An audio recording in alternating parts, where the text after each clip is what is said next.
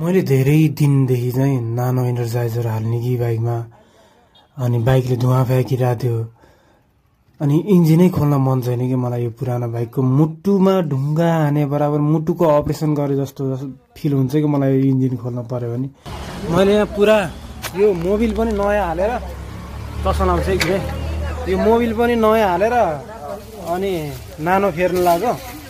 अनि भिडियोमा सबैले इन्जिन त्यो यताउति भयो भने सब ठिक हुन्छ भन्ने कुरा सुनेको थिएँ।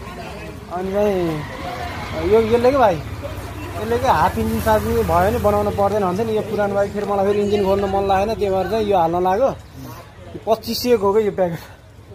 त्यसपछि चाहिँ मैले चाहिँ 2-4 दिनमा चाहिँ जेन्युनवाला चाहिँ यदि भयो भने भयो, नभयो भने चाहिँ तिम्रो चाहिँ मार्केट डाउन हुन्छ है भाइ। यसको मार्केट डाउन हुन्छ है, भएन भने सिधा कुरा हो। ल मैले नयाँवाला र हाल्नु लाग्यो। भर्खरै हालेर सकियो होइन, सक्यो।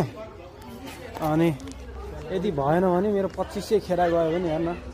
यो अहिले हालेपछि स्टार्ट गरेको मैले। अनि अहिले म त्यस्तो साह्रो त मैले भन्दिनँ होइन, हाल्दा बित्तिकै सबै ठिक हुनुपर्छ, धुवा आउन कम हुनुपर्छ अन्त भन्दिनँ मैले। अनि कहिलेकाहीँ चाहिँ फ्याँक्दैन, कहिलेकाहीँ चाहिँ फ्याँक्ने भएको मेरो। अनि चाहिँ मैले विचार पाउँछु, मैले पाउँछु कि पाउन्न। ऊ फ्याँकिरहेको होइन नि त।